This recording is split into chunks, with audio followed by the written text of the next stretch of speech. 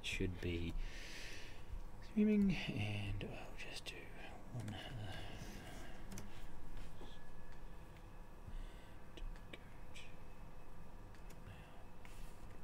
Is there a way for me to see my notes, but so that you don't see them? Yes, there are ways to do that. So you're in a Mac? Yes. Ah, right. So what you need to do is change the screen seating, which I think is nope.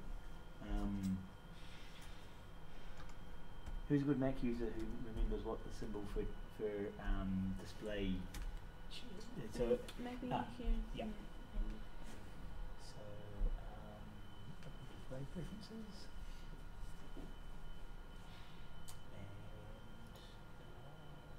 Arrangement, mirror display, and then when you go to your, where are you presenting? So you And the notes are here. right. Okay, and so this is in Chrome, right? So you're doing it in Chrome. Okay. So for you, maybe okay. Just make sure that it's connected. Yeah, it comes on the. Okay, so you can then take this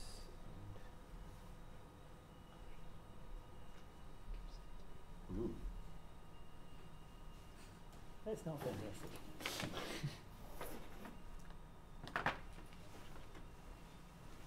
Okay, it's there. So grab that and put it up.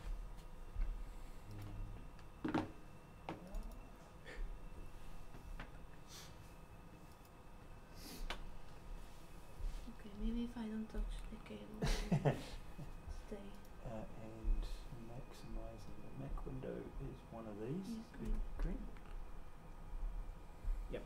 And then you need to be in here, and you probably need to make that larger and make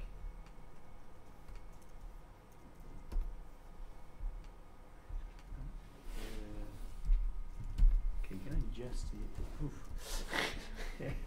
Really not doing that. really not liking it. Yes. But yeah, so Let's see if it manages to stay.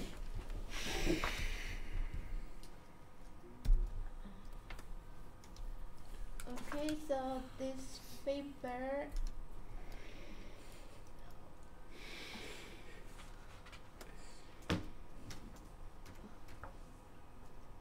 Okay.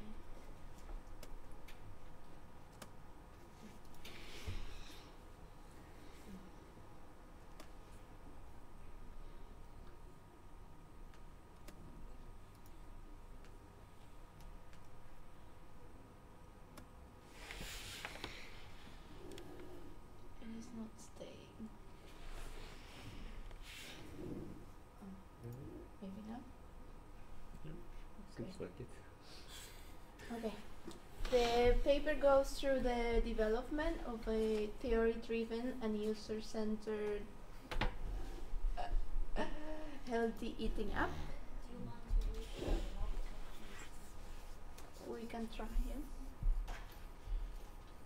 You could also try my laptop. Would be the other approach. Because that seems really to be struggling. Yes. We could I try think also mine- we could try the if it's, it Yeah. would be the HDMI component of it. So we could try the VGA component before we give up on the device.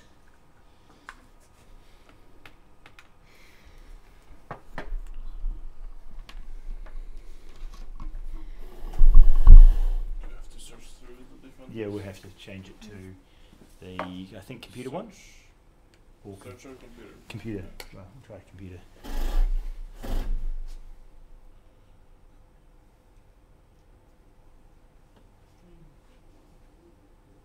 Yes, should be. Okay, it seems to have been the HDMI component that was the Yeah. problem.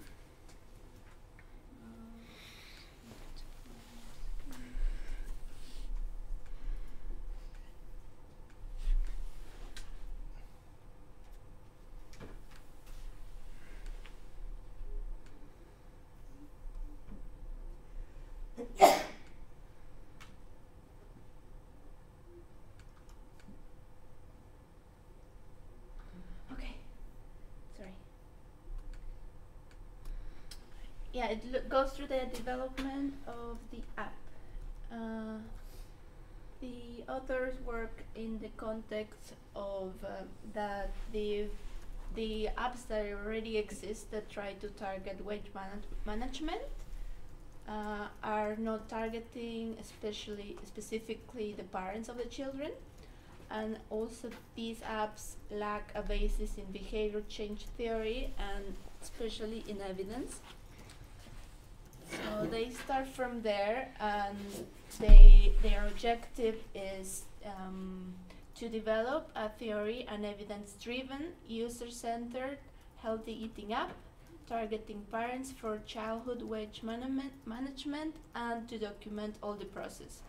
I'm particularly making emphasis in the words that are more important here. The theoretical framework that will be guiding the study is applying the BCW, which is Behavioral Change Wheel, which includes the COM-B model. And the COM-B model is capability, motivation, opportunity, how the three of these interact to cause a behavior. And also it includes UCD techniques, which is user-centered design.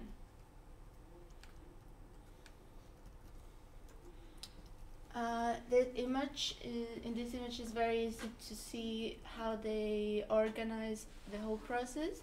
They used 3 stages. There you can see in stage 1 they try to understand the problem and the user preferences. It's comprised of 4 steps.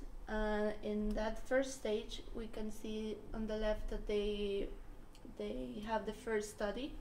They will have a total of 2 empirical studies, one in that first stage and one in the stage 3.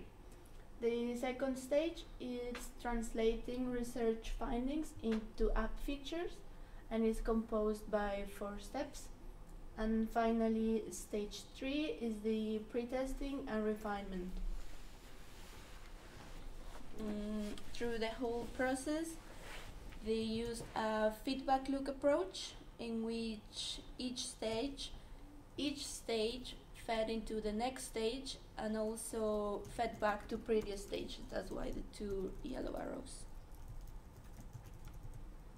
Here we can see all of the steps, but I'm not gonna go through all of them.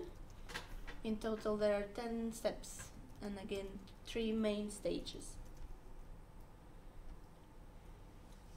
In the first stage is when they conducted the first study. They used purposive sampling strategy, in which emails were sent to eligible workers and to managers from 2 local weight management programs, plus healthy parents were contacted via the university. I have some numbers here, but we can go back after if we think it's necessary to discuss them. In this study they used focus groups, which were done by semi-structured questions. And then the transcripts were analyzed by 2 independent researchers using established principles for conducting thematic analysis. This is the second study, which took place in stage 3 already. In this study, they used the objective was to pilot the proposed features of the app, and here again they used semi-structured, open-ended questions. Again, I have there all of the numbers for the sampling, but just in case we want to go back to the specifics later. Here there is an example of how in step 4 they started, they used the transcript from the focus group to capture certain quotes to understand the user preferences. And here we can see, this is another example of how from the user preferences and using the behavioral change techniques and the help of the app company, they end up having app features, specific app features that relate to those user preferences.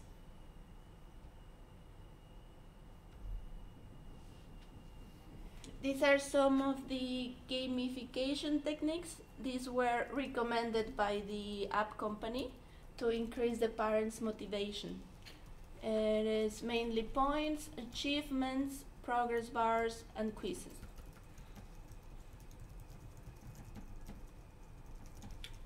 The results are the inputs from parents and experts helped to identify the main target behavior, which is to help parents provide appropriate food portion sizes for their children.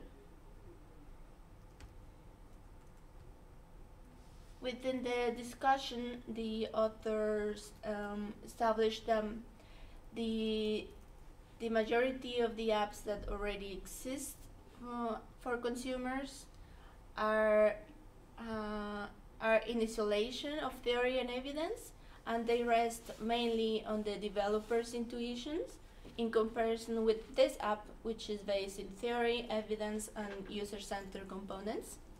And therefore, the major strength of this study is the involvement of multiple stakeholders, and hence the result can serve as a systematic framework for developers. That is why their conclusions are that this paper has been in the paper it has been demonstrated how the behavioral change wheel can serve as a guide to ensure that a healthy promotion app is developed with relevant theory and evidence, and therefore this work provides a template and a practical guide for researchers and app developers.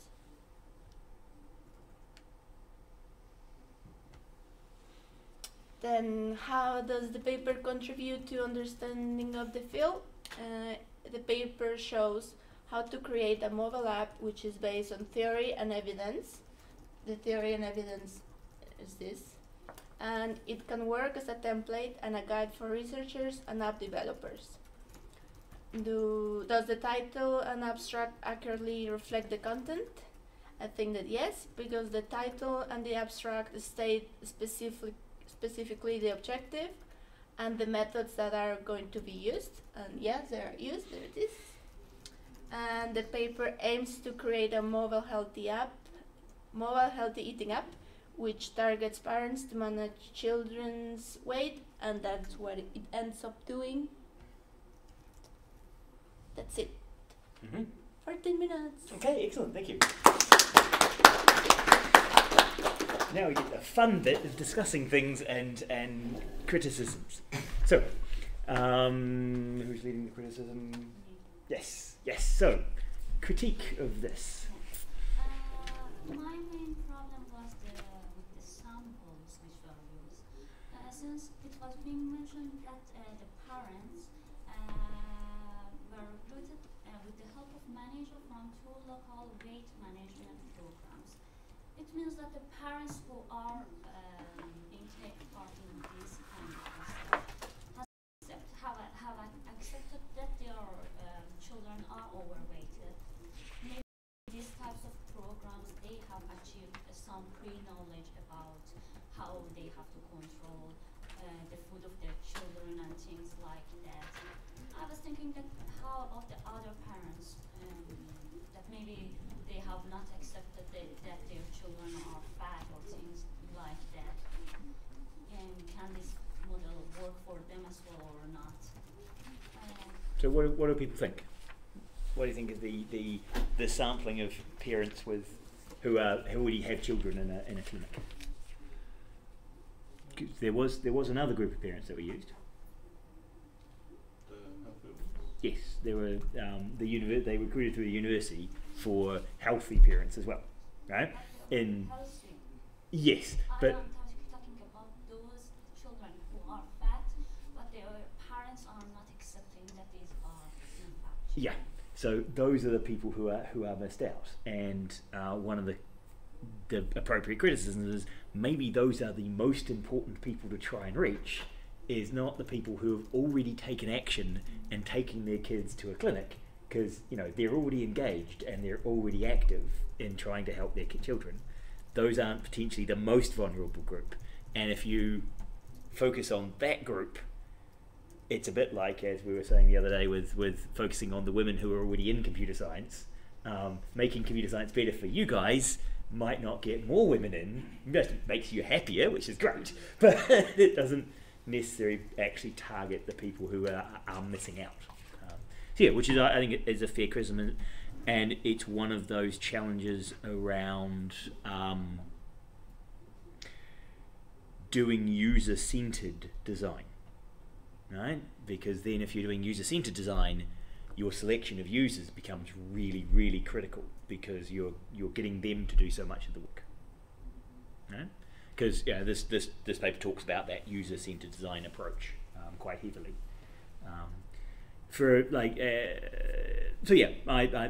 It means you have to get the right user group, and I don't know. And it's the challenge would be, how would you get people whose kids are fat but they don't care?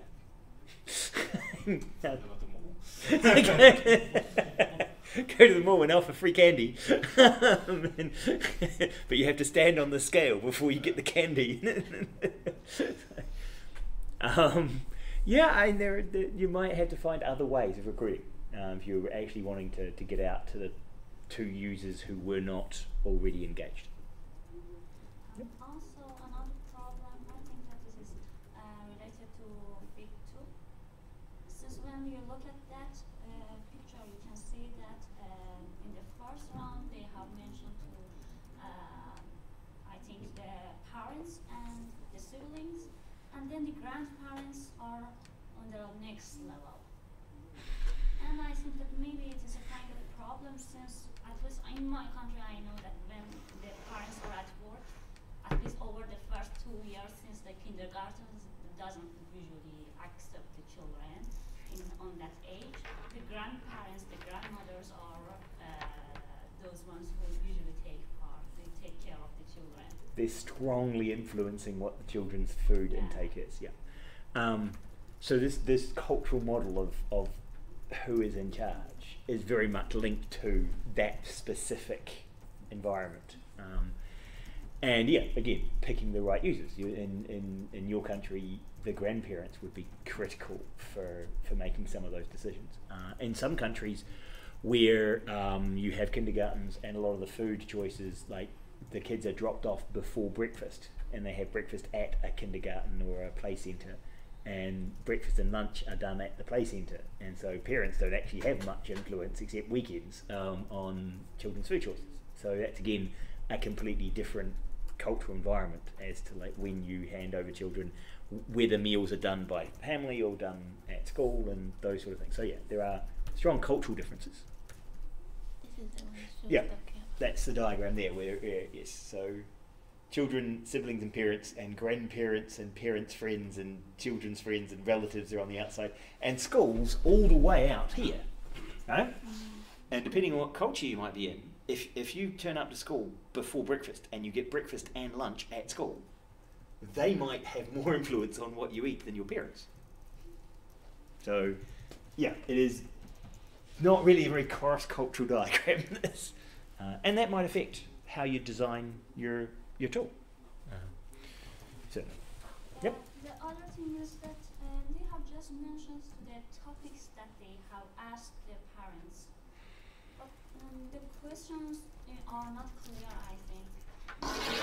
If we want to repeat something like that, and our questions are different from what is being asked of these parents, maybe the results will be different. So how you ask questions is really important, right? I don't know, how much have you guys looked at the research in terms of the way in which you ask a question changes the response that people give? In usability course, we have some aspects of that course was telling us that how should we ask, but it was a kind of elective course. Right. We didn't mention it in the Detail. Research methodology. Course. Right.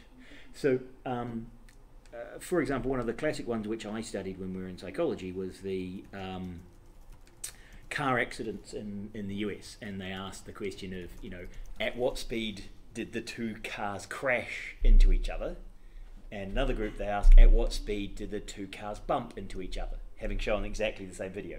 And the question changed the speed, right? By implying crash, the speed was significantly higher than implying bumped. And yes, this is something that often is true in political debate, where they ask questions for polling or ask questions for a policy. I think the worst example of that in recent memory for me was the question that we had in our government. We had in our elections, not the last one, but the time before. One of the polls was on whether or not we should have corporal punishment as illegal. So whether parents should be allowed to hit their kids to punish them. And the question was,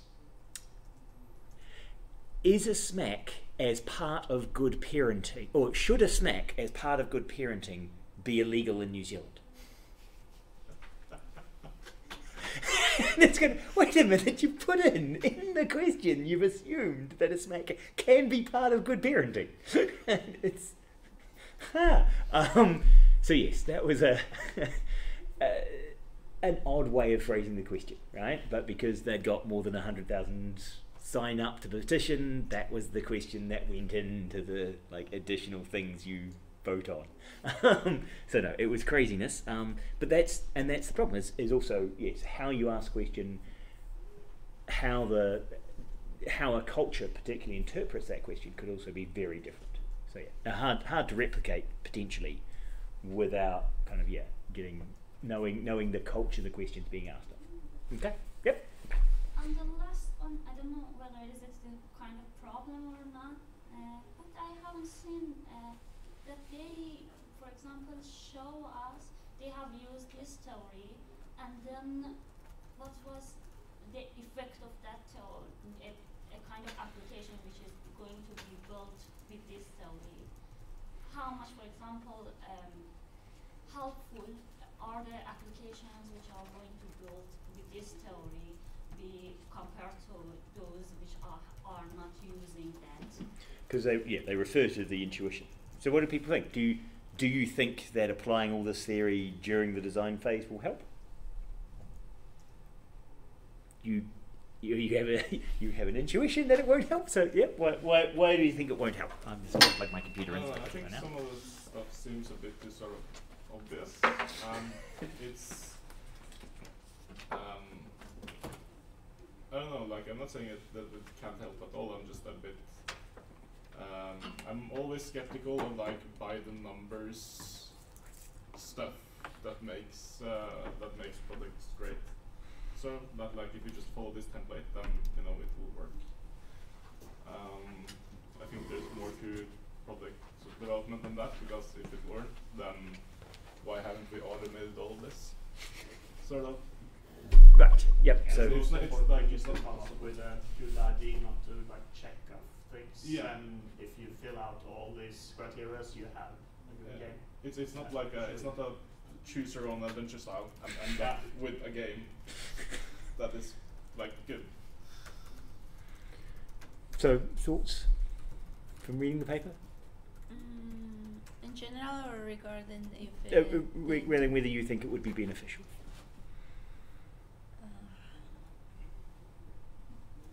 Because it's one of the strong one of the conclusions that's what is they claim. they claim this. I am not sure what I think. So If I just Yep. conclude that, sort of Mhm. nuance myself, I'm not saying that having this stuff is bad. I'm just saying that I don't think that you can sort of copy paste it around, because having more information is usually good. It's just that you have to be, it's just a tool like everything else, and you have to know when you're applying a tool and how you're using it. So one of the things that my PhD student and staff member Miriam did was, as part of her PhD, when she did some analysis of theory and the application of theory, and found that there was no correlation in popularity for gaps on the market for those that use theory or didn't use theory. So, and in fact, the not quite significant but slightly leaning correlation was if you included all theory, you were less popular than if you were just developers doing their intuition, right? So, and one of the challenges is the product might be better but less popular. So, like, how do you balance between the quality of product and the popularity and the use of that product? So, where do you guys see the balance between those two? Because using developer intuition, you could make a very good product, a very popular product. But what's the appropriate measure of success?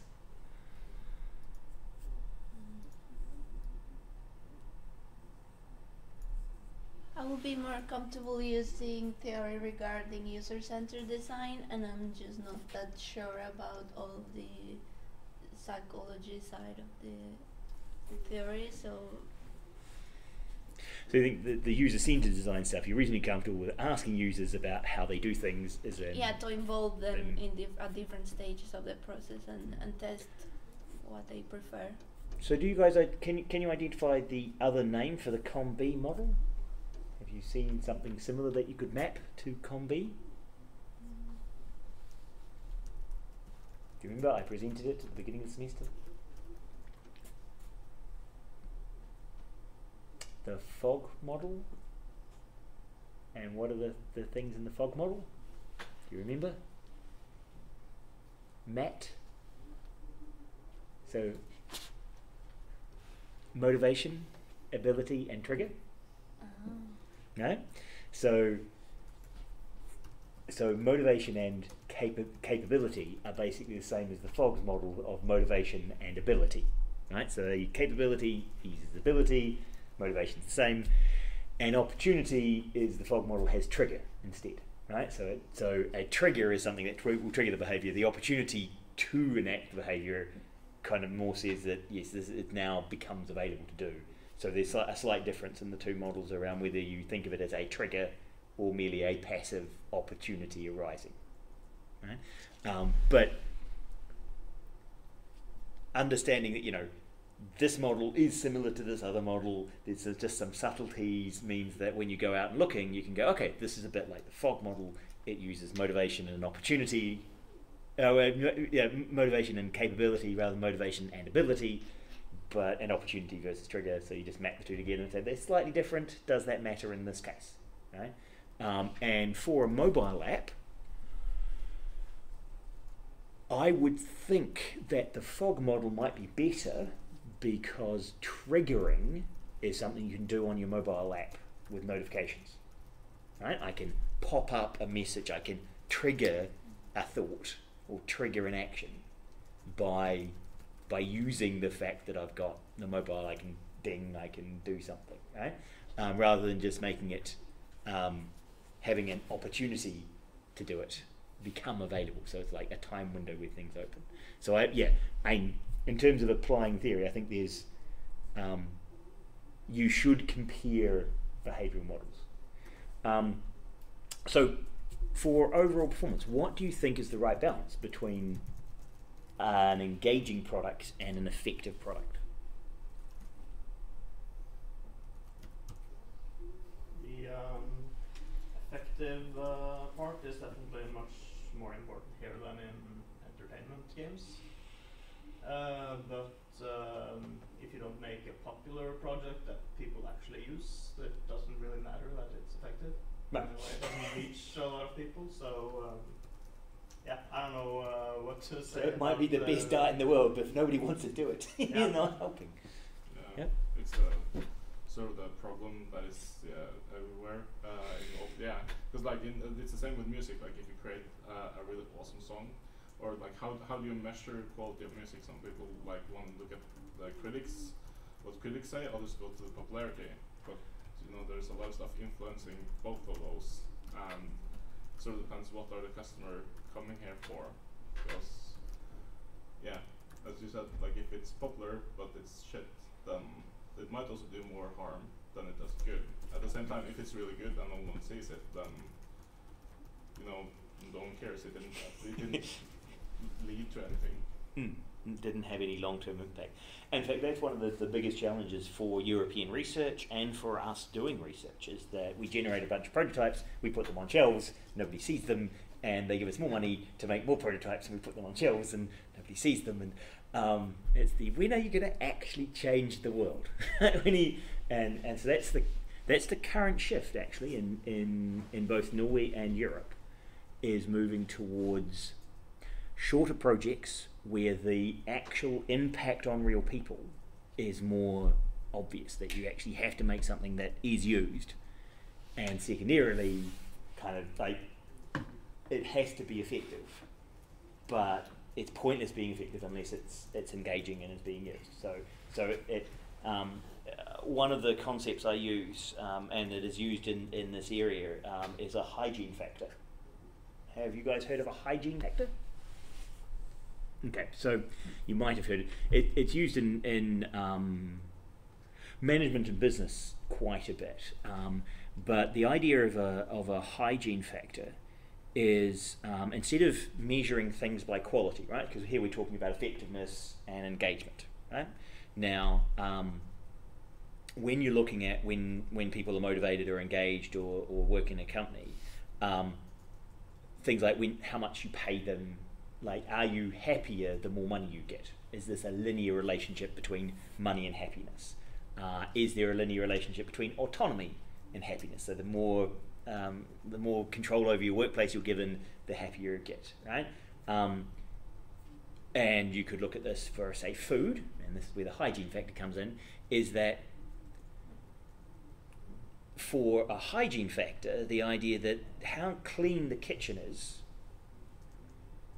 a factor that affects quality of food up to a point that it's clean, and then beyond there it doesn't make the meal better the fact that I wipe my knife after every cut of a cucumber, right? So if I cut a cucumber with a knife and then go and wash the knife and then cut the next slice with a perfectly clean knife that's never seen the cucumber before, right?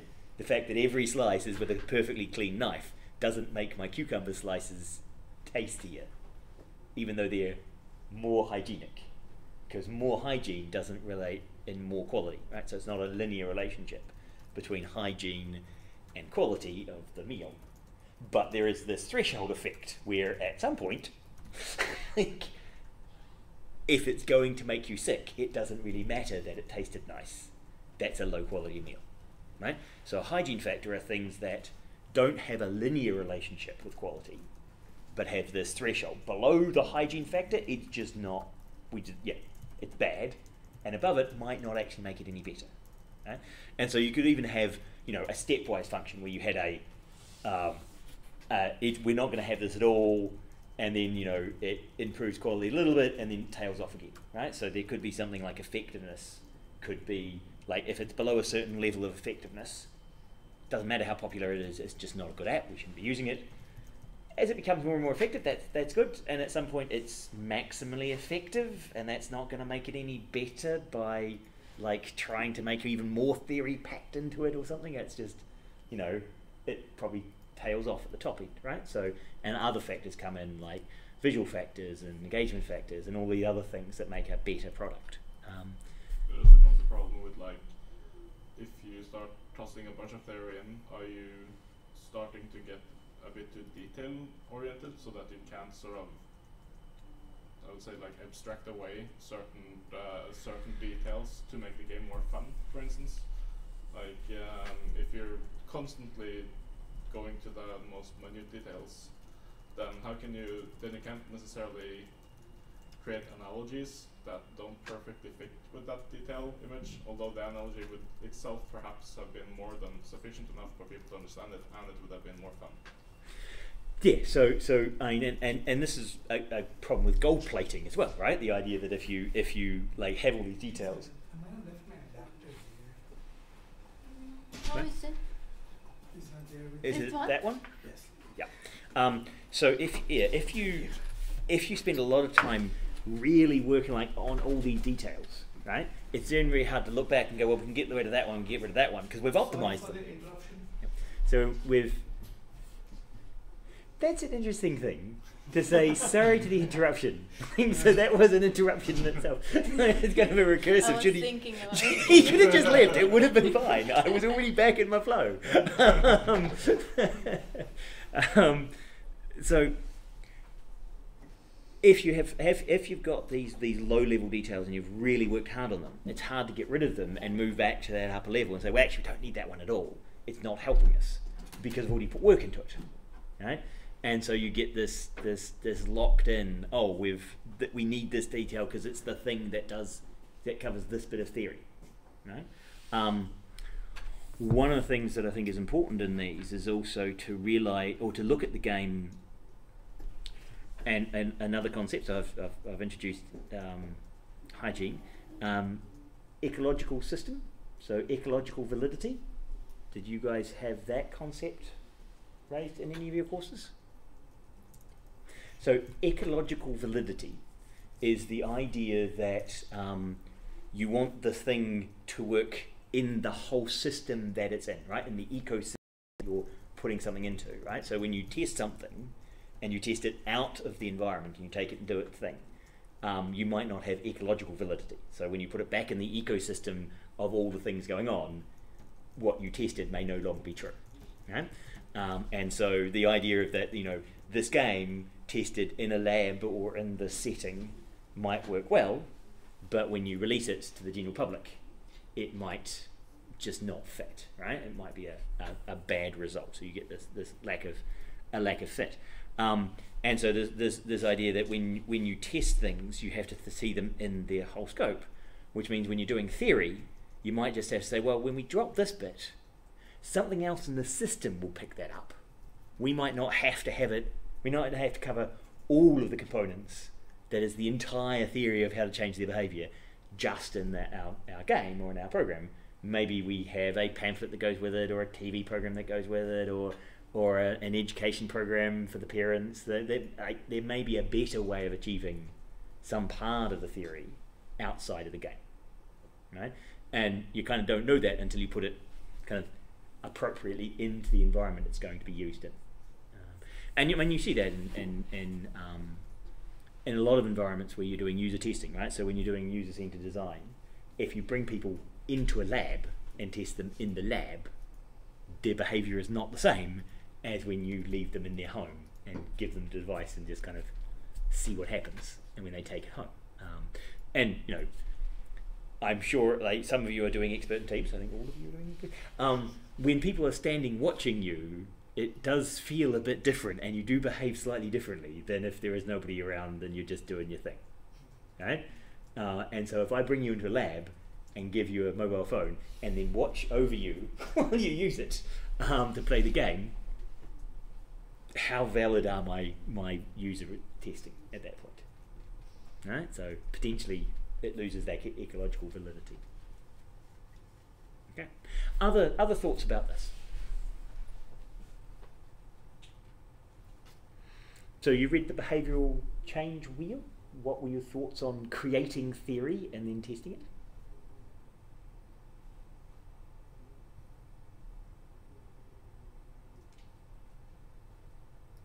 I in general found the article to be sort of not necessarily hard to read, but once I finished it, I was like, what have I just read?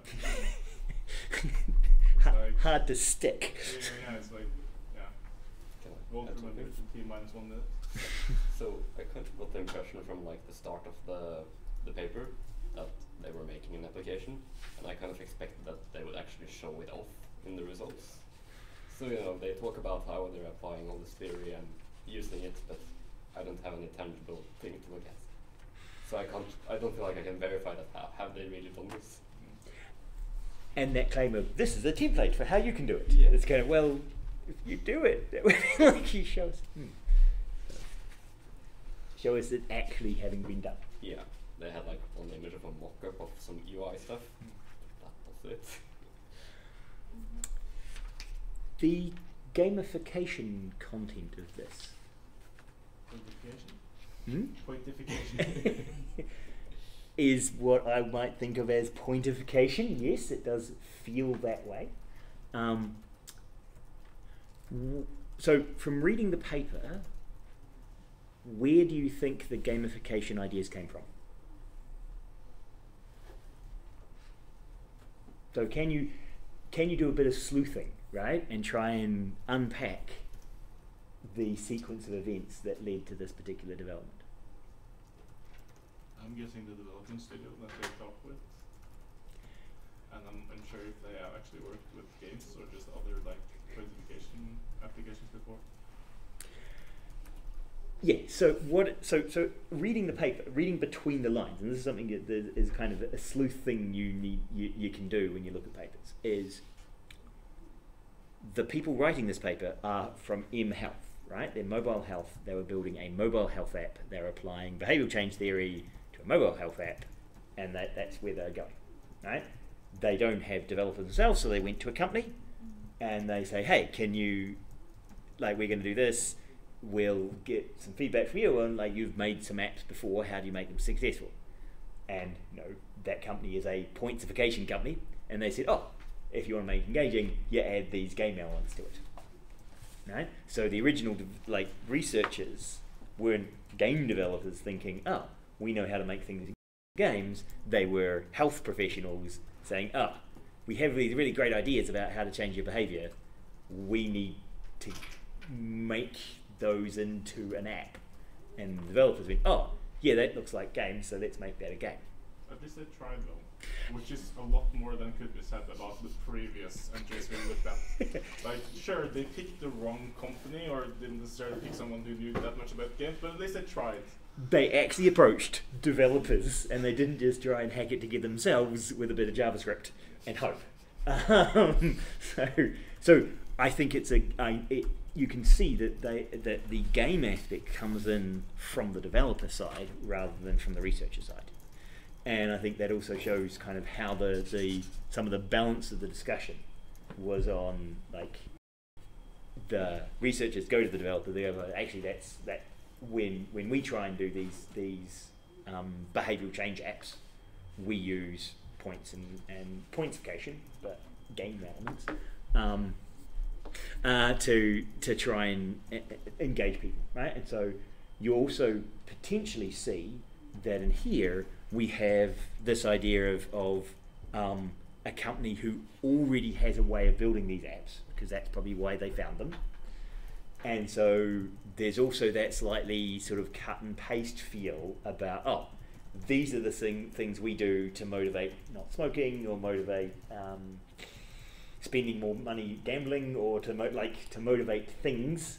And, oh, you've got this weight management, right? We'll just take our standard app, skin it with weight management, add a few quiz questions, and it'll be great.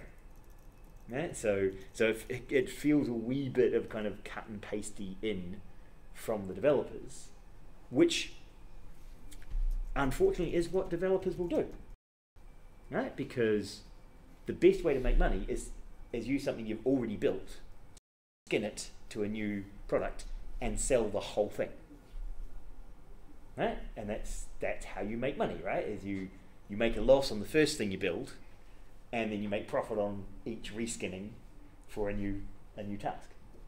Right? And so when you approach a developer who's already worked in the area, you're most likely to get a reskin, not a redevelopment from scratch. Now that may be a good or a bad thing, right? A reskinning must mean that maybe it's already effective, so that's a good thing. And so reskinning it is a good thing because you're using something that's good and then reskinning it. Or it may lead to mismatches between your objective here and your objective here. And part of the reason why I got you guys to look at diet bets, did anybody look on diet bets? Did you have a look at diet bet? Did any of you decide to lose weight? To make a bet? None of you took a bet? None of you are currently gambling on your ability to lose weight? We're healthy. You're all healthy? I just have the sort of view that I don't gamble unless there's a chance that I will actually sort of win. So I was also reading some of the external reviews of Diet Bet, right? And so there are a bunch of people who are grumpy because, you know, they went into a diet bet, they paid $30, or $40, and they got like $42 back, and they paid a $5 admin charge, so they ended up paying $3 to play the game, right? And there's a bunch of people who like lost all the money. Now, if you look at Diet Bet, one of the interesting variations is Step Bet. Right? Now, Step Bet is actually a mobile app, which is what the company developed first. They developed Step Bet, and Step Bet makes a lot of sense, which is, you know, that whole I want to walk 10,000 steps, I'll bet I'll do that. And so doing that and getting your 10,000 steps is a reward. If you don't get your 10,000 steps, you can't really go negative on stepping, right? It's not like I went below 0 steps, right? Whereas with weight management, if you're disincentivized, you can go really badly the other way and gain a lot of weight, right? So the motivation to walk more, there's probably a minimum you just have to walk to get to the supermarket, but the kind of increase is only really ever going to be on the positive end of that side, right? So having a betting thing where losing just means you didn't reach your target this time round doesn't mean, oh, I didn't reach my target and now I've put on 40 kilograms, right?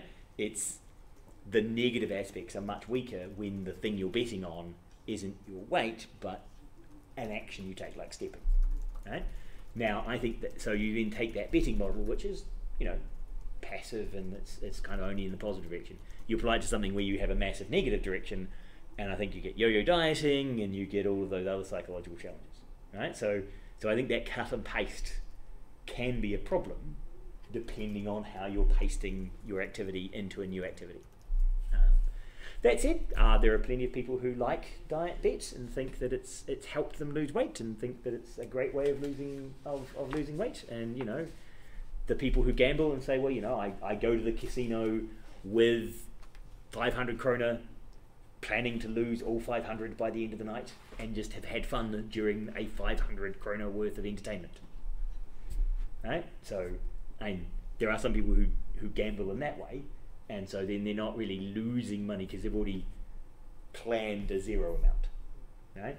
It's just that you can do things like borrow money to gamble, and then that gets you at the massive negative end. Right? If you could only gamble with money you currently had in your hand, it probably wouldn't be as negative. Right? And I see banks, like a bunch of the Australian banks and some of the international banks are blocking your credit cards from buying Bitcoin because they were worried about people, because there was in like November there was a trend to suggest to people to buy Bitcoin with their credit cards because Bitcoin was going up. So you buy it, like you max out your credit card to buy Bitcoin, and the Bitcoin goes up, and then you sell the Bitcoin and you pay back your credit card and you get all this extra money. Except of course when Bitcoin crashes and you buy it with credit and you try and sell it, and now you're still in a massive amount of debt and you can't pay it back. And so the credit card companies are going, that's a really stupid thing to do. We really don't want you to do that because we don't think we can get that money off you because it's gone. And it's not like you bought something we can sell from you.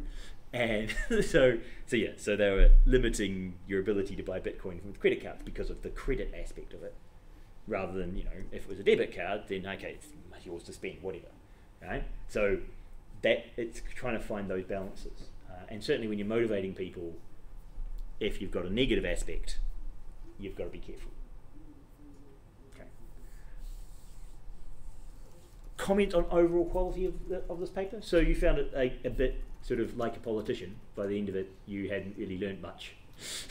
So, it spoke a lot, lots of words and lots of like jargon. I did actually like that they did sort of like a long abstract, which, you know, was a proper abstract, sort of like going through each category or each chapter sort of. I actually like that approach more because that means I can just skim through that first. And there's a larger chance of that covering all the different parts that an abstract should cover than just, you know, the short, like, 3-line. So this is because this particular journal has that style of abstract, right? So you often find with different journals will have different styles of abstracts, and so some of them are you have sections in your abstract. You fill out all of the abstract with these sections, and that's your abstract. Others have the extended abstract or a short abstract, or so there are formal ways of doing it, right? So I think you're right. This works quite well. You'll find medical journals have more often have this style of abstract, partly because they know doctors don't have time to read, and so they know the doctors won't actually read beyond the abstract, and so you've got to get everything into the executive summary abstract of the paper. Okay? So it sort of makes you feel like you get all the information from just reading the abstract, but you really don't. You don't get the but detail. I get a stronger feeling if I just read an abstract, which is one paragraph. I feel like I need to read the article to actually understand it, but here you kind of feel like they go through everything, and yeah. So it would be easier to hide kind of shoddy work in this kind of abstract, because more people will just read the abstract than go into the detail. Whereas a shorter abstract, people will more likely dig into your detail. So it's also easier to since there's more information on display, at least I can see if it's relevant much faster. Yes, you don't have to spend as long digging. Yeah. Okay, right, we'll take a break. That was good, thank you. That was a better discussion. I think we had a good discussion that time. Yes, you guys were happy with that discussion? Now, also realising, of course, that last week I did the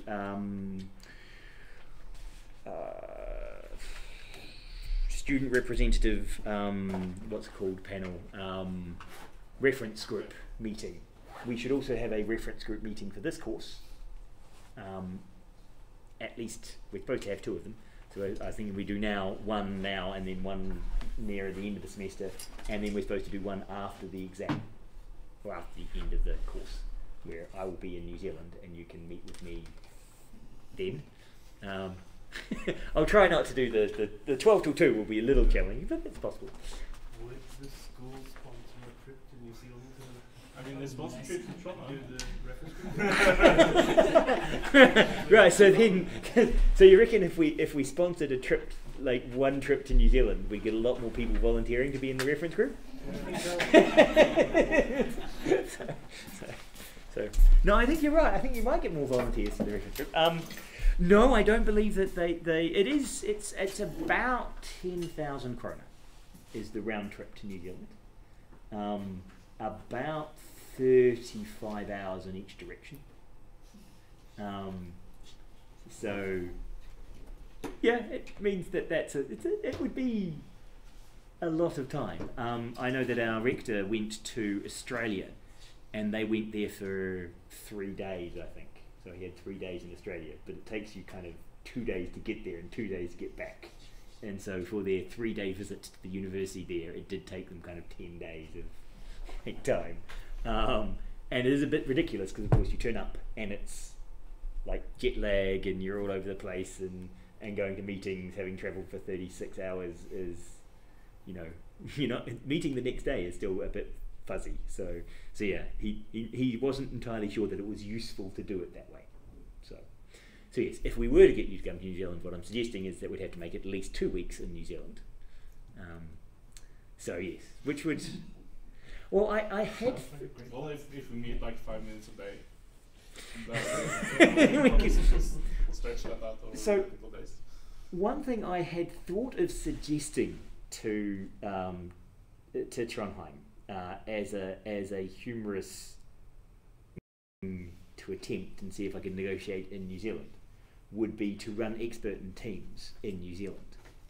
And so you do the intensive village, a 3-week intensive village over summer, because January is summer in New Zealand and it's warm and lovely and nice. And so what you do is you say, right, the students go out kind of between Christmas and New Year.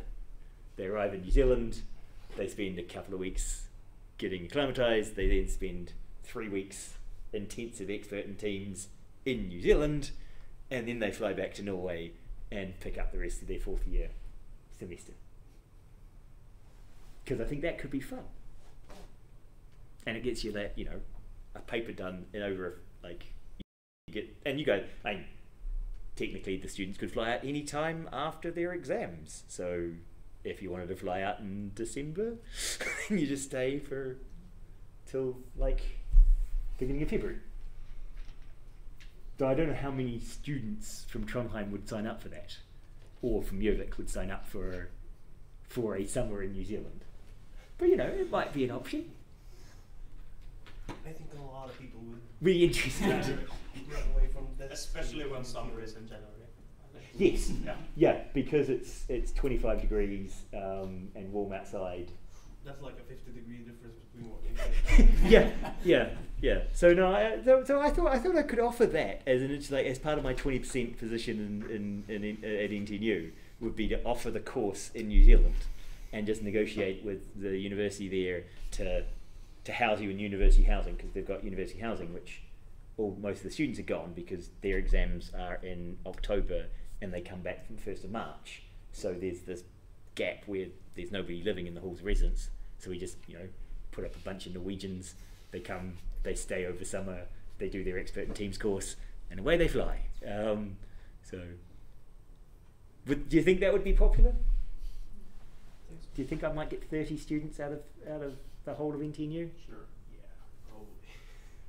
Nice. Okay, well, I might suggest that as a potential for the new expert in teams, because that would be an intensive village, right? So it would be that 3-week village, and I'd set it up to work with New Zealand companies. I'd probably be working with Weta Digital, so and maybe grinding gear games and stuff, and do a VRE Weta kind of commercial activity in New Zealand.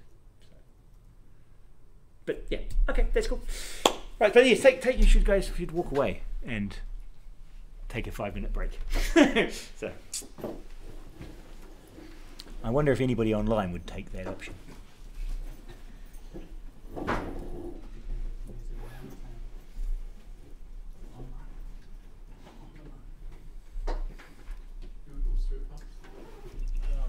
don't know if you've read it, but there was this interesting article in Aftenposten today about how they're changing the Norwegian schools. All right. Moving to a more practical oriented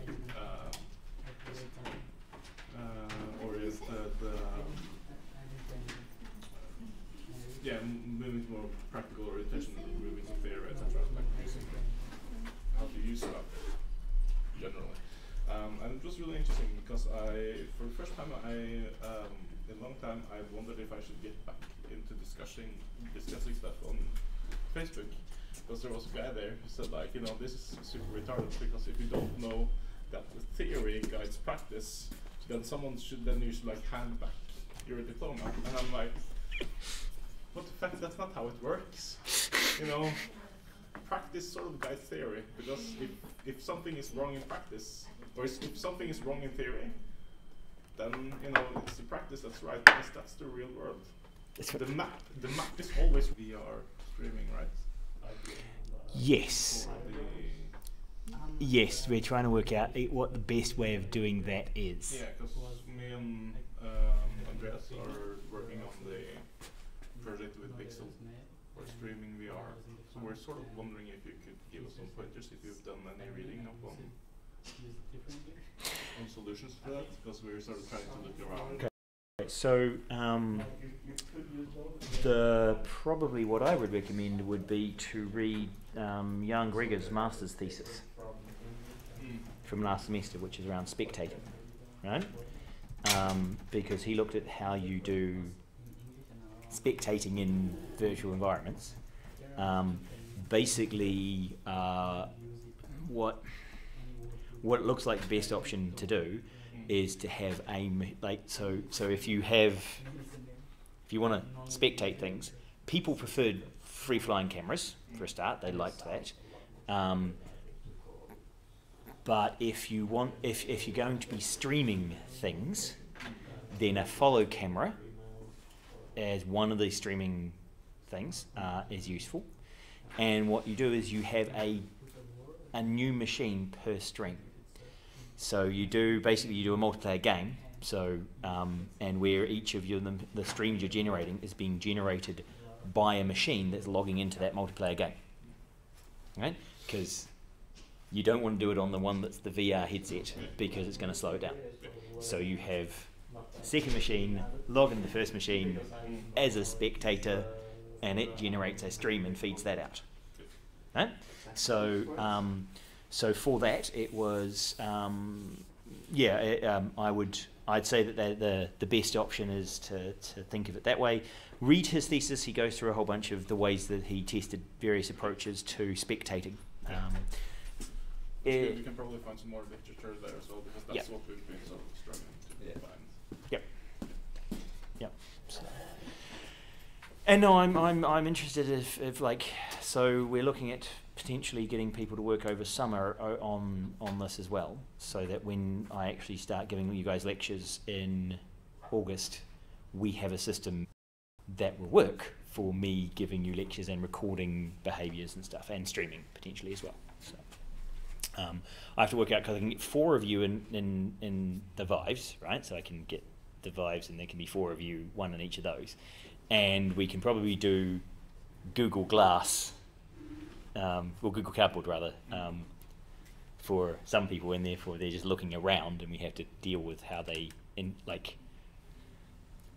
how I deal with those people, whether I pick them up as spectators and move them around. We've looked at, or that we were suggested, is the one that you take camera, that the person in the game has a camera that everyone else sees, and then just moves that. So yeah, look at Younger's thesis. Right. Okay. So let's move on to the next part of the session. And for some reason, my stream doesn't seem to. Oh, it's turned itself off. No, it hasn't turned itself off. You've got to plug it. Oh, you're in HDMI, so we go to video. HDMI, excellent. So, and I seem to still have a red line on my stream. We're not saying notes now. Can I hide the notes? Hide your notes? No, since I don't have notes. In PowerPoint? Oh, just don't worry about it. Okay. There is a way, but it's a setting that takes a while to set up. Okay, right. So, now on the use of gaming in diabetes. So the title of the our paper is Use of Gaming in Self-Management of Diabetes in Teens. And it is a kind of review on the games which are currently on the market, or the papers which are related to the game are not in the market but have been tested by researchers. The first game is Did Get by Bayer. You can see the device on the right hand side of the and it was only on usability and satisfaction only, and the responders felt the game was interesting. The game was consist of 3 different categories: which were blood glucose level, foods or carbohydrates, and insulin dose. The game was teaching the correlation of these factors, and the players must find appropriate insulin dose based on the other factors, which were food, carbohydrates, and blood glucose level. The last game is carb counting with Lenny. Lenny is the lion, a character which is helping the children in order to go through different levels of the game. The target groups are children and teens with type 1 and type 2 diabetes. The platform was computer or smartphone. It is made up of 4 games, which you can see there is 4 different parts. The first one is carbohydrates counting, distinguish carbohydrates, what constitutes a proper food portion, and how to plan meals that adhere to nutritional guidelines. No studies were done on this game. The most important behavioral strategies which were being targeted by these games can be seen on this table, which are reward system and knowledge improvement, which are targeted by 5 of the 7 games. Next one was the decision making and consistent habits and problem solving were being targeted by 2 of these 7 ones. About the targeted skills, 3 of the games were using glucose monitoring for food choices, to knowledge and exercise, and one was targeting comfort level, which I think that this one was related to the Kudake Tavana, which was trying to reduce the anxiety level. Some limitations were reported on this review about the games. And the first and the most important thing I think that is related to the sample size.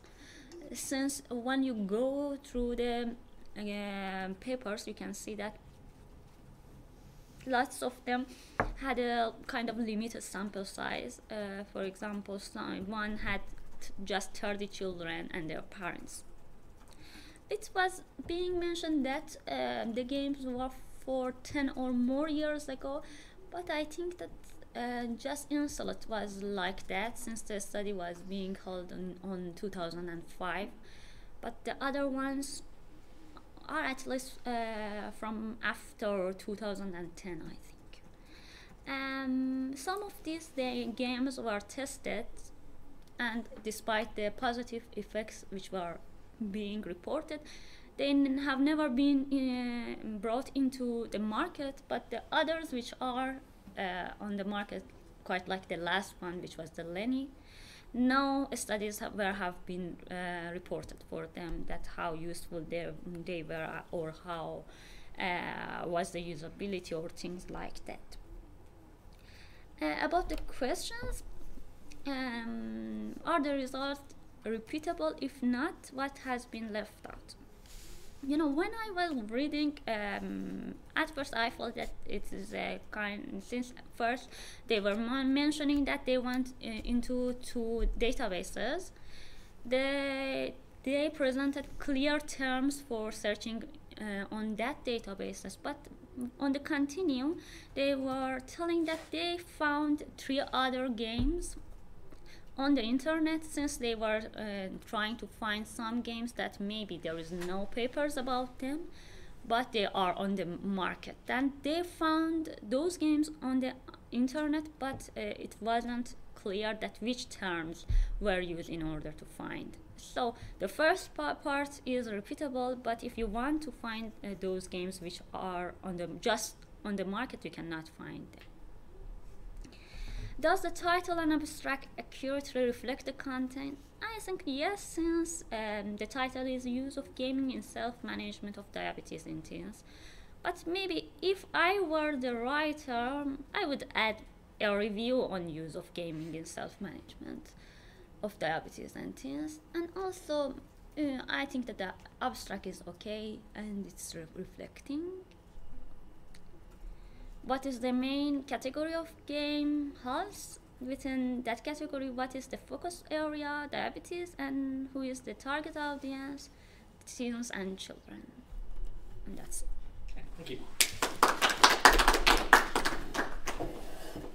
Okay, so something I noticed is that most of the games are both being discussed in the body of the text, and then they give the details in the table, but I couldn't find 3 of them within the text, but they are mentioned in the table, which is the case of Leofer, the case of the daily, and the eggs, something with eggs. 1 second. So I'm not sure if they, there's one, eggs, breeder, building blocks, detective plate. So I'm not sure if they started with the list in the table, and these games did not pass ask the I was approval thinking- to discuss them. I and was then they thinking can- that maybe they had a larger paper, but the journal maybe had a kind of limitation on the number of pages. Then they reduced and eliminated some of the games, but they have forgotten to remove it from the table. That's usually the case, yes. So one of the things that you guys might do is with your thesis next year, it would be nice to turn it into an academic publication. But that means you've got like this 50-page document that you have to get down to 12 pages, or if it's really short, 4 pages.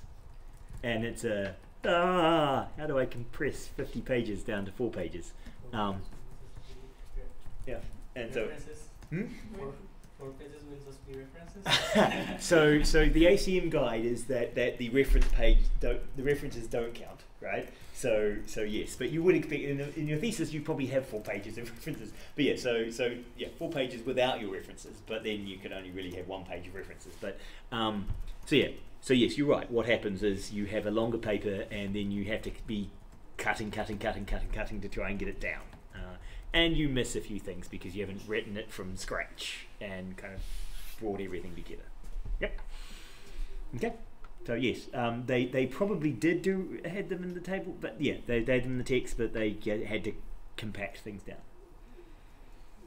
Are the limits of the amount of pages established by the publisher for everyone is the same? So yeah, so for different journals we'll have different limits. So the ACM journals used to have 4 pages for a note and 12 pages for a full article. They now usually, depending on the conference or the journal, will say write it at the appropriate length between 4 and 12 pages, but no longer than 12 pages. Right? Some journals have 20-page limits. I've seen 24-page limits. Some are unlimited, and so you might have 40-page articles. So it varies from conference to conference, from publisher to publisher, and also from whether it's a chapter in a book or a presentation at a conference, or So no, you do get a variety. The other thing you get in publishing is that you write your paper for one output and you say, okay, they've got a 16-page limit. So I write a 16-page paper, I submit it to them, and they reject it. And you go, okay, what's the next conference? All right, it's this one, it's got a 12-page limit. Right, I have to get rid of 4 of these pages. And I have to do that quickly because, it's the next deadline, so I'll just whack some of the spit out and then push it in there, and yay, I got in. And you do get the very cynical Norwegians who identify where the conference is and then apply. So they don't look at the topic of the conference first. They look, I want a conference in Hawaii. Hawaii in October, right? Okay, so yeah. And admittedly, New Zealand does this. We have the New Zealand Winter Neuroscience Conference. So there's in Queenstown, New Zealand, there's a neuroscience conference. That is the Winter Neuroscience Conference. And the presentation sessions are between 7 a.m. and 9 a.m. and then from 6 p.m. to 9 p.m. And they have a big break in the middle for you go skiing every day of the conference. So, which does seem a little bit like you're here for the skiing and we just get your work to pay for it. So yeah. But no, you do get this compact. Okay. Additional questions or thoughts? No? Okay. Yep. I'm sort of taking issue with, they say teens, but a lot of the studies and the games are sometimes obviously aimed at smaller children. Like, the clear definition of teen isn't really there. So for me, teen is 13 to 19, because that's the teen years. Yes. But there are several of the studies that are like 5 to 24, which is interesting, or 10 to 12. I was thinking that maybe it's a cultural problem of me that I don't consider people in 24 a kind of teen. A teen? No, I don't either. Wait, no, you guys are all teenagers, aren't you? you're all just like old teens. Yeah, no, I'm a child. Just like 5. You're not a teen, you're 5. You're a child. Yeah, I would say 5 is it is certainly a challenge, even within 13 to 19. The way you There's approach a big difference. yeah, a game for a 13-year-old is very different to a 19-year-old. Right? And you guys at once people are at university, their interests are usually quite different to someone who hasn't started high school yet or is just starting at higher education. Right? It's just. I mean, when you're 13, then you go at ungdomsskolen, right? So you know the lower limits is the first year at ungdomsskolen, and then the higher limits is like you're legally allowed to drive a car. Yeah. So this seems quite like radically cognitively different group, right? So just calling teenagers, one, you would like a narrow band, but so 10 to 12, right? Which we could call tweens, I think is the appropriate term now for those group. So tweens, they are preteens. So yes, so that's a reasonable group. 10 to 12, that's probably got some consistency. But certainly 13 to 19 probably doesn't. So yeah. 5 to 24 is still and 5 to 24 does suggest that, you know, that's some pretty slow thinking 24-year-olds. And some fairly advanced 5-year-olds. So yeah, that is a challenge with some of these studies. So bringing up your point around like the idea of spending time on theory versus making something good, right? That balance. This paper suggests that, you know, there are a group of ones that did a bunch of theory, they spent all their effort doing theory and then never went anywhere. And then a bunch of people who just made a game, screw the theory, we'll just make a game, and they actually were out on the market and being used. So it almost as if there's a limited amount of energy that a project has. And you can either spend it doing the theory and testing it, or you can spend it making it and marketing it. It's known as resources and budget. Yes, so it appears that resources and budget you can either spend on the theory and the testing bit, or on the production and promotion. So, from this, what would your interpretation of a better way of spending your resources? Product and marketing first, because you can't integrate the theory afterwards. You can't do it the other way around, because then you're out of money.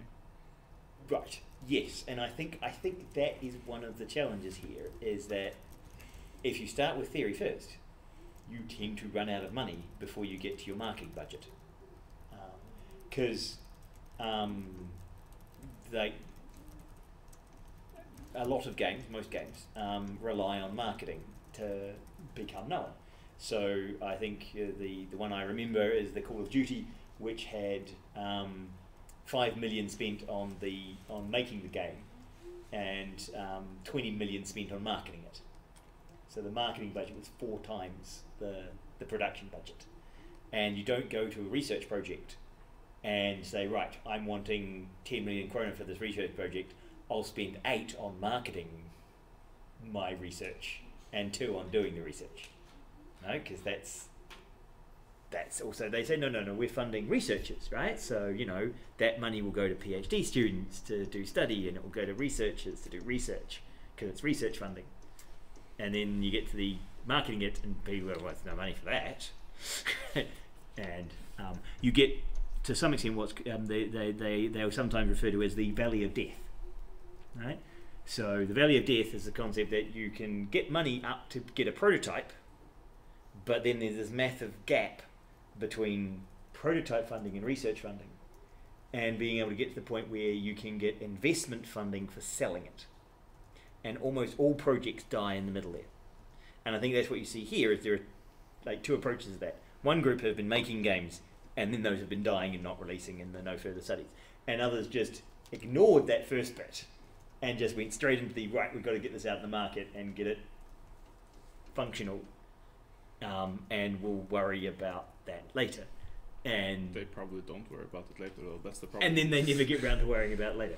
So, what would be your proposal to solve this problem? How do you guys think we should solve this problem of research and integrating it with application development or game development?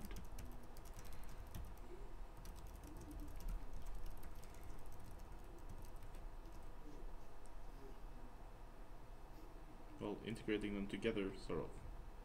Because there is a shift, or there is a divide between working in academia and working with,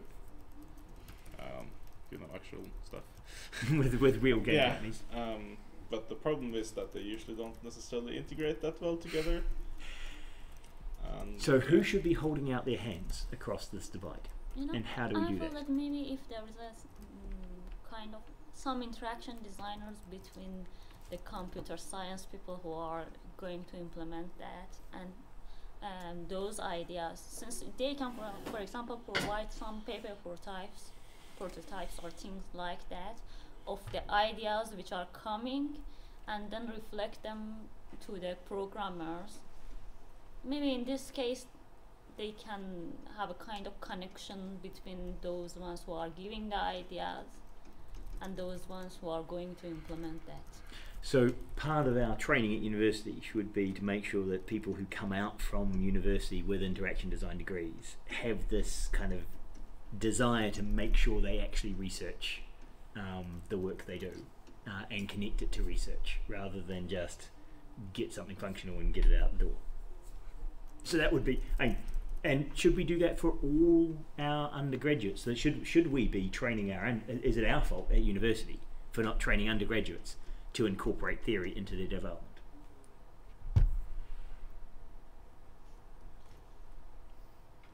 Or do you think this is something that's done at Masters level? I would rather say that it should be the researchers that are holding out the hands. Mm-hmm. But that's mainly because my view of researchers, I feel sort of academic arrogance to some extent, and I'm not saying that that doesn't exist on the other side as well. It's just that, the other side is doing sort of quite well without having to talk to the researchers. So, yeah. So this is a question for in the serious game course, right? So because you have these two approaches, right? We could do the serious approach where we develop theory and we write, like the first paper we do it theory based, or like the second paper where you where you can look at some of these things with just application and game focused first, and then think about the theory later. In a serious game course, when you guys come out from this masters and you go into a company and they suggest doing a gamification, practically what would be your approach?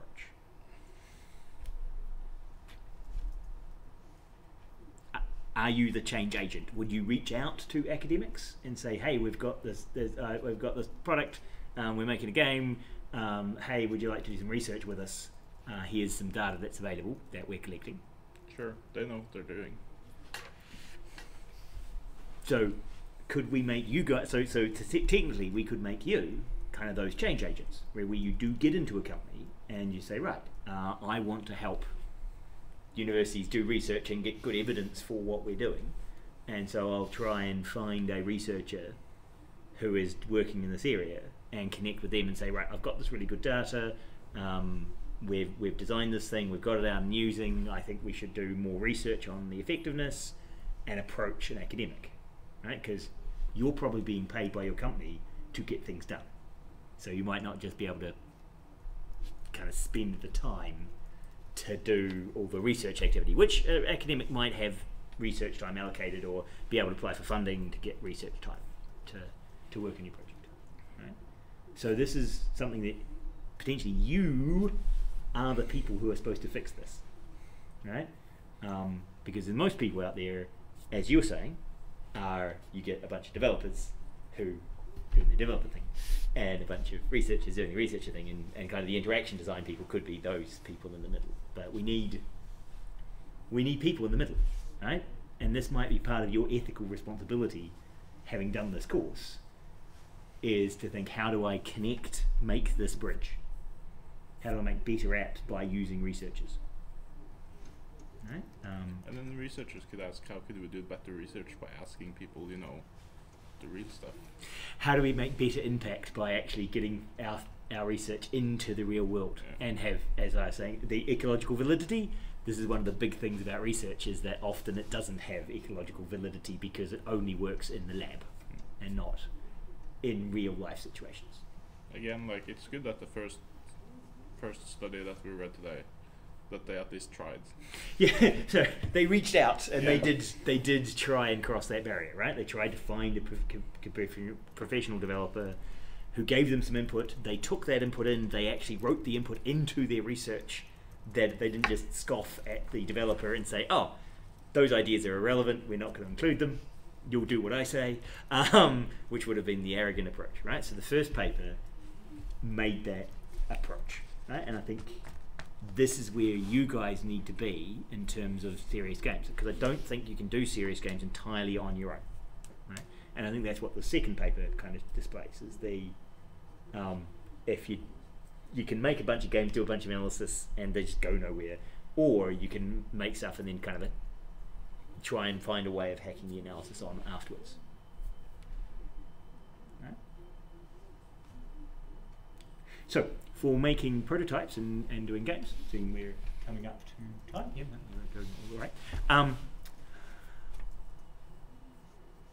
If you were to start to design serious games yourself, for anywhere from education through health, what is your approach going to be? What do you guys think you should do? Well, you sort of have to decide how far you're going with the concept, because that also puts that sort of guides how much you're going to be in contact with other researchers, etc. Like, if you're just trying to gather attention to an issue, then that issue probably doesn't have to be that realistic or sort of like that well founded if you're just trying to sort of create awareness. But if you're trying to teach something, you know, a bit more, like when we made our bacteria game, we actually went, you know, to my mom, who is teaching at Ungdomsskolen, and asked her, hey, what sort of topics are you dealing with, and what are usually your explanations for these concepts? And then she pointed us to other resources that we could use that were actually relatively good. But we also took the approach that if we saw that we could sort of change something, or not necessarily misrepresent it, but create a game mechanic out of it, obviously we did that. As this wasn't supposed to be a 100% realistic thing, it was sort of like get the overall picture of how stuff semi-functions. So, and this comes up with teaching history in games. For example, like if you have a World War II game, how closely do you need to follow real history, or can the player make the Germans win? How much freedom do you have in a historical game if you're teaching history? Do you make the outcomes of battles under player control and therefore potentially change the results of the war, which then doesn't really teach the history anymore, but it sort of does, because it teaches the mechanics of what was going on and shows you one outcome was the one we have and there were other potential outcomes? Or do you say, well, okay, that's not realistic because these later battles depended on the results of these earlier battles, so we can't change the results of those earlier battles, or else you wouldn't be simulating this battle because it would never have happened in this way if this other thing had happened. Right? So that's a real challenge. What is the balance? Do you guys prefer to play historically accurate games where you know the result of each battle, you're just playing within it, or flexibility in games? If the game is flexible, it's more like a strategy game. So it's not really educational at that point. It's more a strategy. So you're training around strategy rather than learning facts about history. Because we just use our knowledge to manipulate the situation. If you are focusing on like the military strategies that were used during World War II, like rounding people up and trying to flank them and stuff like that, it would be very helpful to have a like a flexible outcome, I think, so you can explore different possibilities. But if you're just focusing on learning what actually happened during World War II, it's probably better to have other things interactive and the actual outcome of the game being set. Being locked down. Yeah, so you don't get the wrong information on you one at different places. And yeah. You could also look at like what are you learning, because if you're learning about the sort of setting and environment, that's not necessarily like the main plot, but it's so you can sort of have that tangential learning thing, like with Assassin's Creed, like the main story there's a bunkers, like it's insane, but you know, at least it got me interested in, for instance, like the Da Vinci, like his inventions, etc. Like looking into those, that was sort of interesting. So it sort of turned into me leaping off and going on to research that myself instead. Assassin's Creed, the news game, they did release a patch for that game recently, which is they remove all the game mechanics and you can just walk around in the world that they have created of like an old version of Egypt or something. And instead you can just interact with stuff and learn about history and stuff like that. So yes, they've taken away the bonkers bit. There's just the this is a handpick to go and explore this environment at that time. It also allows you to sort of, especially in history, it allows you to sort of take the views on stuff that you aren't taught in classes that are perhaps more interesting. Which also, so for instance, this isn't gaming related, but I've been listening to a lot of Sabaton lately, and they mostly cover like war stories that I never heard of at all, like Russian female pilots that had like insane bombing runs, etc., that you never thought about. And then you go and look and, you know, no, that's really cool. That's a piece of history that I weren't aware of at all, that I suddenly got for another medium, and the intention wasn't to teach me that. It was more perhaps to lead me to finding out, no, this exists. So the last question I have for you guys,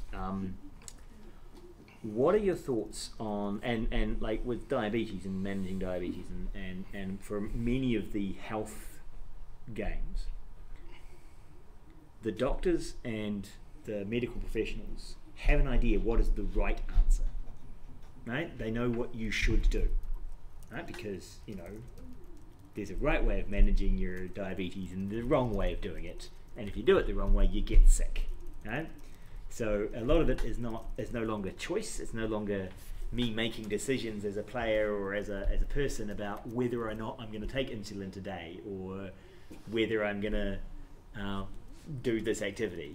I have to do it or else I'll get sick. So in a game, given that we're taking away choice and we're saying this is the right way to do things, this is the only right way to do things, the game aspect tends to be very hard to do, or even get lost, because there isn't really player choice. You are just doing what you're told. So what do you think are the appropriate ways of getting around that? Because they've shown some here, so some of them were quiz games, right, where you have a right answer because it's a quiz game. What do you think are other ways of getting around that issue of there being a dominant strategy, a right way to behave when you're sick?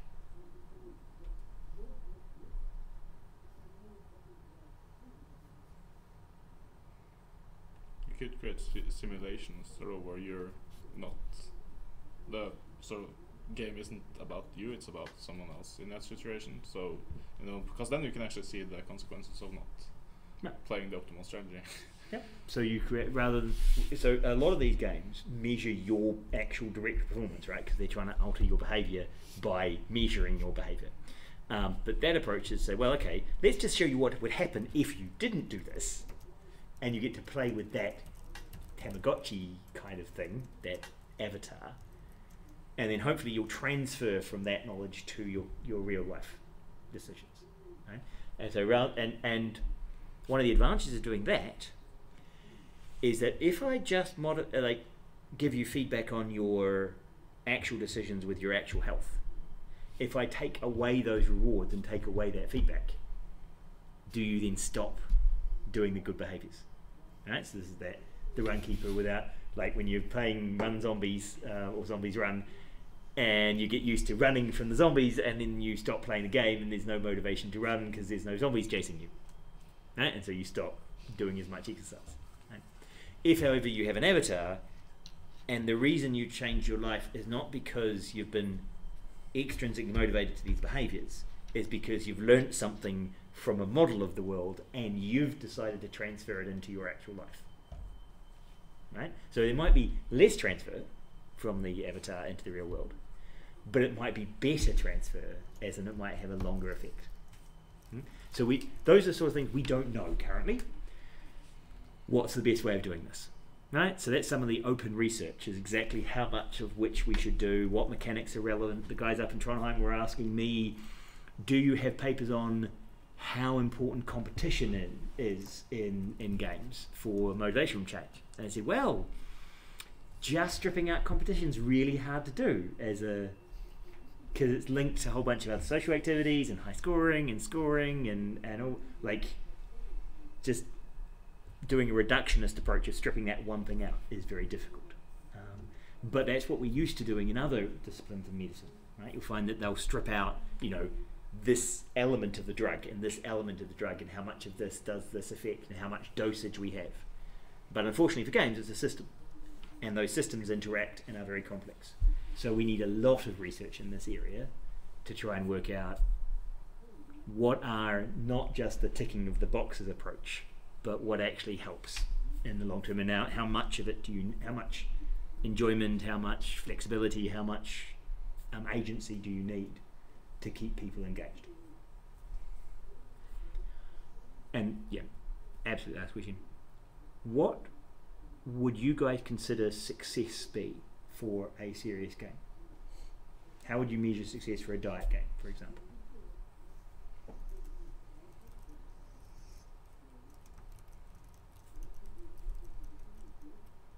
When would you feel you were successful? If it actually helps people, I guess. How many people would it need to help? Well, it depends how you define success. If you mean success economically or just personally, kind of. Okay, so there's if I just help one guy improving his own life, I would say that's significant for me, maybe, but not as a company. Right. So there's a commercial success, right? So and some people, in fact, so I was thinking, people were talking about setting up a non-profit, right? Because there's a bunch of games for health stuff where you try and do it as profitability, and you never make good return on investment because you put a lot of money in and you don't get a lot of money back. But so what they did is they set up a non-profit, so that by definition they could be successful because they weren't making profit. They defined their job as to not make profit, and then if they help someone and break even, that's success, right? So yeah, you can change your success. So one is, but how many people would you want to help before you felt successful? Is one enough?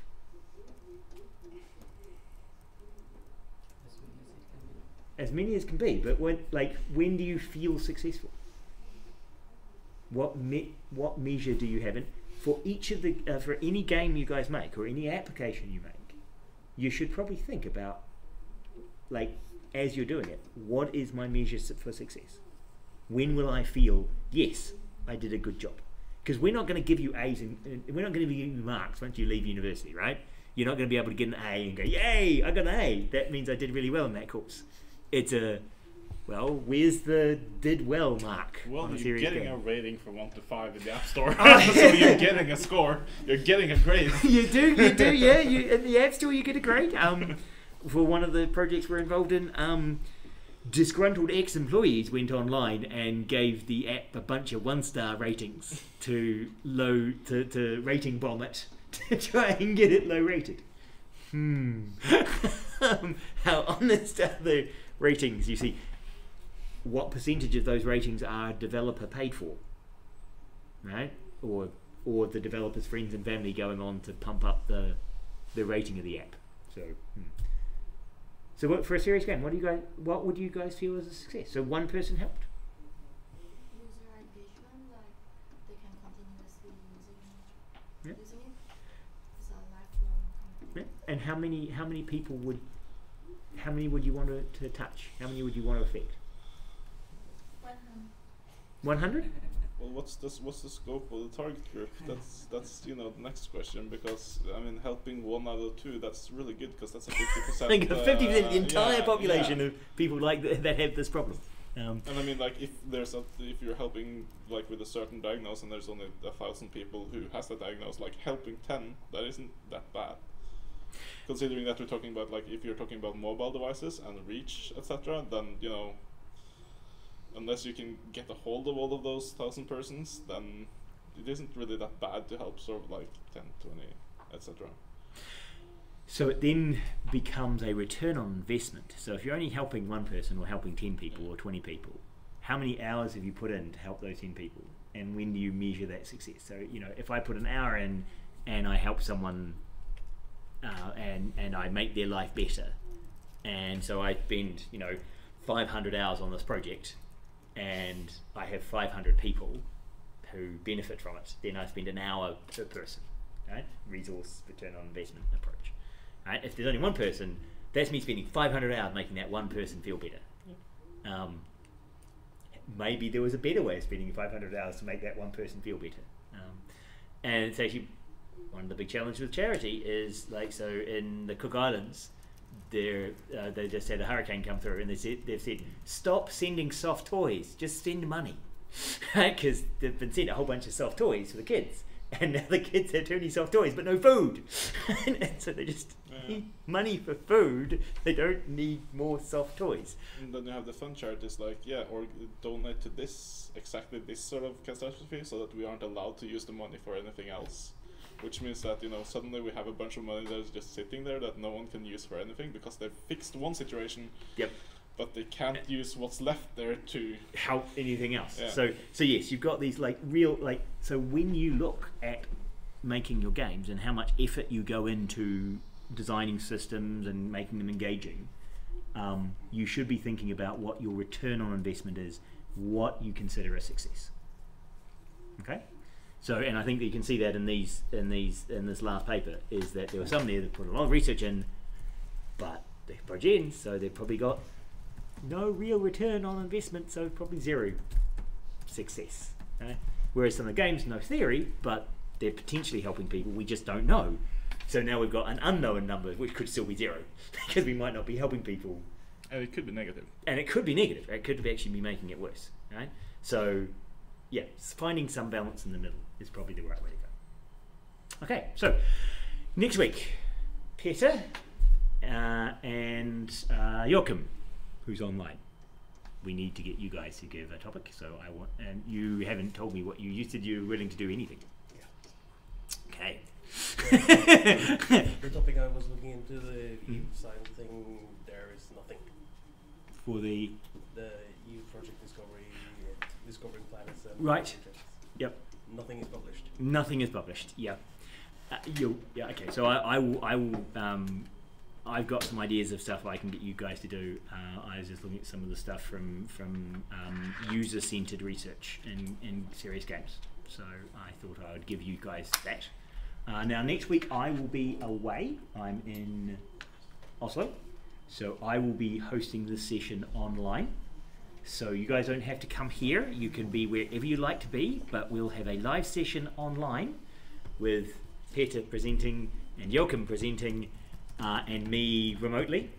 You can, of course, to support Peter and make him feel better about his life, you could come here and be where he is or wherever you plan to be, but and just come all here and listen to each other and use the internet here, or you can stay at home and do that. So who would come here and listen to Peter live? Will you be here? Probably not. Doesn't seem like anyone else will be. So. So you guys are okay? We'll try this. We'll give it a go. It's either this or I cancel the week, but I figure we might as well give it a go, and we'll all be in our own locations, and we'll try using.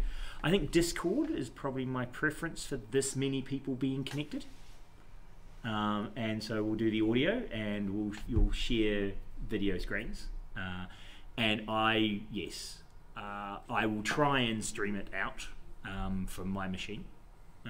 But we'll see how I go.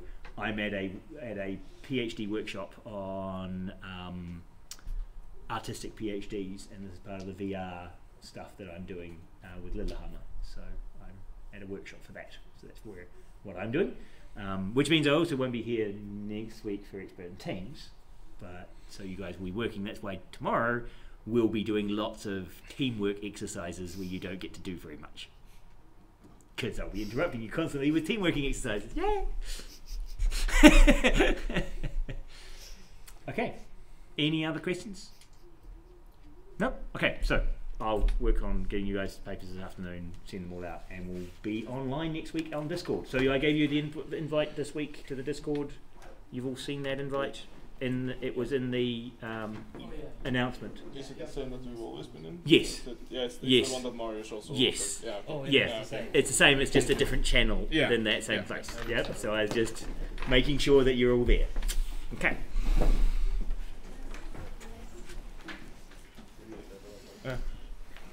Yeah, so it's the IMT4307. Yes. Yeah. Yep. And we're 4307. That's good. That'd be it.